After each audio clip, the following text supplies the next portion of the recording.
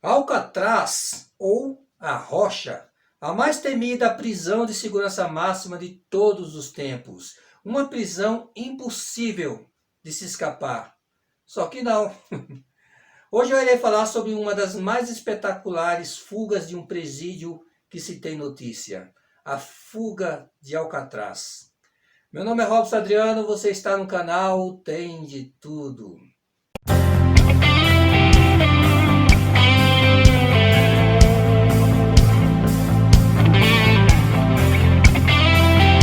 Olá, aqui estou eu com mais um vídeo. E logo de cara eu quero pedir que vocês se inscrevam no canal, tá?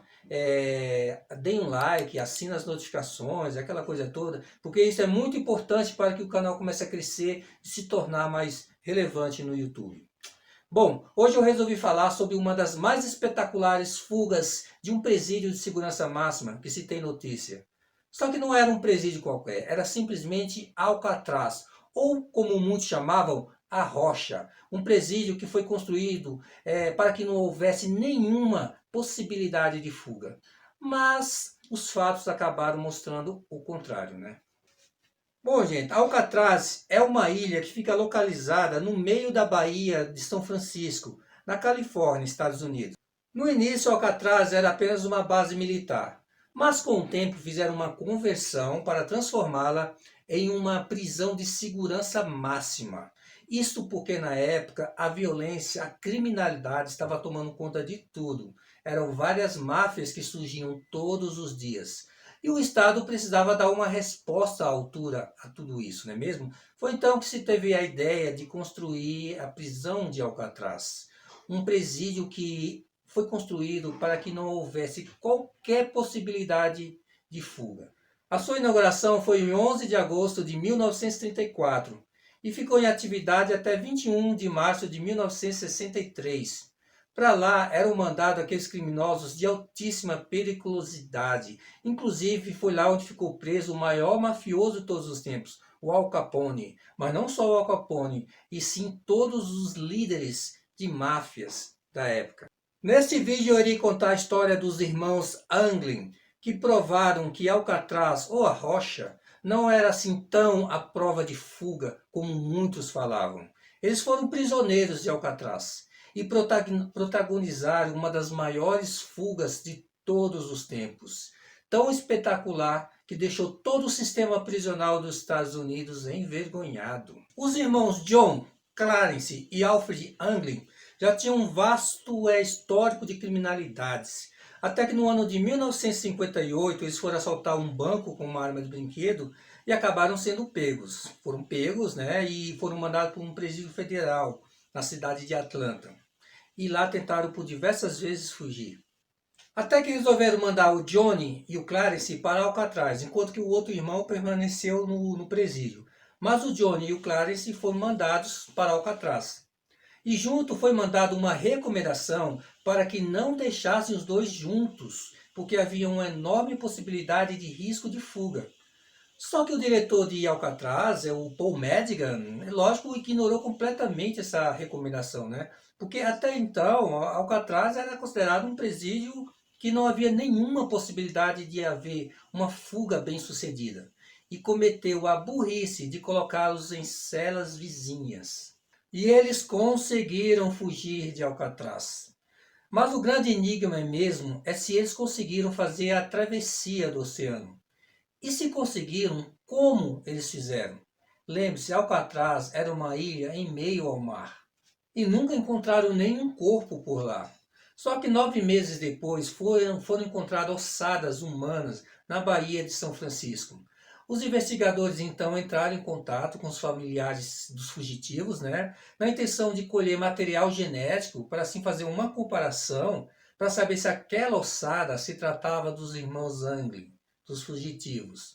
Só que a família não quis ceder material.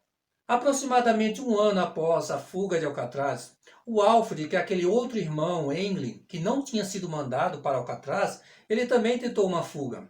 Ele cerrou as grades da janela, né, da cela onde ele estava, e tentou pular, só que ele teria caído em cima de uns fios de alta tensão e morreu eletrocutado.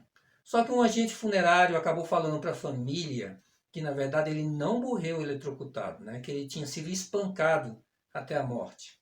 A família então começou a desconfiar muito, né? Porque assim, durante uma conversa em que o Alfred teve com sua família na cadeia, o Alfred teria falado que os seus irmãos teriam sim conseguido fazer a travessia no oceano. Inclusive falou que sabia onde eles estavam. Então a família passou a achar que aquela conversa foi grampeada. E exatamente por isso, depois teriam espancado Alfred na tentativa que ele revelasse o paradeiro dos seus irmãos fugitivos. Foi só depois de mais de 50 anos que dois sobrinhos da família Englin, o Dave e o Ken, resolveram ir atrás de toda a verdade, saber o que de fato tinha acontecido, se os irmãos Englin tinham ou não conseguido fazer a travessia do oceano. Eles pediram uma exumação do corpo do Alfred para saber se realmente ele tinha morrido por espancamento ou ele foi eletrocutado quando pulou da janela da cela onde estava, como mostravam os laudos. Em troca, eles iam ceder material genético para comparar o DNA com aqueles ossos que a polícia tinha encontrado na Baía de São Francisco. Os sobrinhos também apresentaram aos investigadores supostas provas de que os fugitivos estariam vivos sim. Isso porque algum tempo após a fuga, apareceu na caixa do correio cartões de Natal com a assinatura dos dois. E também mostrou uma foto que supostamente seria dos dois. E que foi tirada, adivinha onde? Aqui no Brasil. Isso no ano de 1975. Eles estariam vivendo como agricultores aqui no Brasil. Mas enfim, vamos ao que realmente interessa. Como eles conseguiram fugir de Alcatraz? Bom, gente, os irmãos Englin, junto com um outro prisioneiro chamado Frank Morris, arquitetaram o plano de fuga durante 15 meses. Atrás das celas do bloco B, que é onde eles estavam aprisionados, havia um pequeno corredor com menos de 1 metro de largura. Havia um respiradouro que levava a esse corredor. E em volta desse respiradouro tinha muita umidade, o que acabou deixando o concreto muito mole, muito fácil de se quebrar. Eles conseguiram improvisar uma furadeira elétrica usando um motor de aspirador de pó. Como eles conseguiram, aí eu não sei. Eles também conseguiram improvisar uma colher usando metal de moedas. O barulho era disfarçado com o som de instrumentos musicais que saíam da sala de música. E eles também conseguiram improvisar uma parede falsa para se enganar os guardas. A rota de fuga conduzia até um duto de ventilação. Eles retiraram o ventilador e o motor desse duto e substituiu por uma grade. Em suas camas, eles colocaram bonecos feitos com papel machê. O Clarence, ele quis trabalhar na barbearia do presídio com o único intuito de conseguir roubar cabelos para poder colocar no boneco. Enquanto que o outro quis pintar quadros com o intuito de conseguir tintas da cor da pele para pintar o rosto do boneco. Eles eram bem geniosos. Eles também tiveram acesso a mais de 50 capas de chuva, onde eles teriam transformado elas em coletes e botes salva-vidas. Mas enfim, no dia 11 de junho de 1962, era a hora então de colocar em prática o plano, depois de mais de 15 meses de preparação. Eles posicionaram as cabeças desses bonecos para poder enganar os guardas, posicionaram na cama para poder enganar os guardas. A cabeça desses bonecos foram feitas com cera de sabão. Então eles saíram do prédio principal da prisão através de um corredor de serviço. Quando eles chegaram ao duto de ventilação, rapidamente eles conseguiram chegar ao telhado e lá eles conseguiram descer pela tubulação externa de água. E ao descer eles pularam uma cerca, eles conseguiram pular uma cerca de arame farpado. Tudo isso sem chamar a atenção de nenhum guarda. Então eles se direcionaram ao mar. Mas como eu já falei, o grande enigma em cima da fuga deles começa exatamente a partir desse momento. Será que eles conseguiram fazer a travessia das águas geladíssimas da Baía de São Francisco? A partir daí então, só o que se tem são teorias. Uns dizem que eles fugiram remando mesmo, com uma jangada improvisada.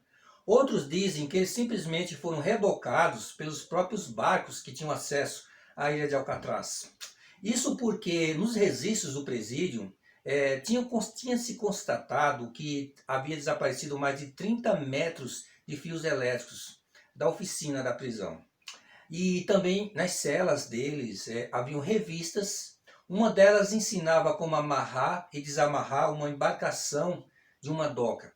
A outra ensinava como improvisar uma jangada. Também tinha o registro de horário de saída dos barcos. No registro constava que uma embarcação tinha saído à 00:10. Ou seja, tudo batia, né? Mas lembra quando eu falei que depois de mais de 50 anos, os sobrinhos dos irmãos Engel, né, apareceram querendo saber toda a verdade do que realmente tinha acontecido? Pois bem, eles apresentaram para a polícia cartões de Natal com assinaturas dos irmãos Engel, isso anos após a fuga. Também apresentaram uma foto que supostamente seriam dos dois, morando inclusive aqui no Brasil. Também eles pediram a exumação do corpo do outro irmão, o Alfred, para saber se realmente eles tinham sido mortos por espancamento, como eles achavam, ou se ele realmente morreu eletrocutado, como os laudos mostraram na época, né? E também o DNA, para saber se aqueles ossos encontrados na Baía de São Francisco pertenciam ou não aos irmãos Engel. Agora vamos à conclusão disso tudo. Os cartões foram mandados para a perícia e infelizmente deu inconclusivo. Não teve como saber se de fato a assinatura era dos dois, dos irmãos Engel. A foto, né, que supostamente seriam dos dois aqui no Brasil, também foi para a perícia.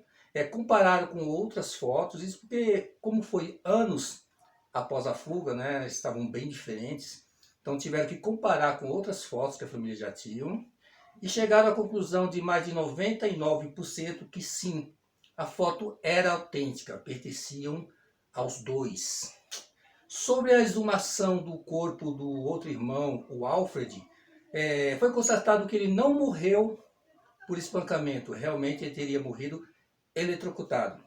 E agora, o mais importante de tudo, o exame de DNA, para saber se a alçada encontrada pertencia ou não aos irmãos Engel.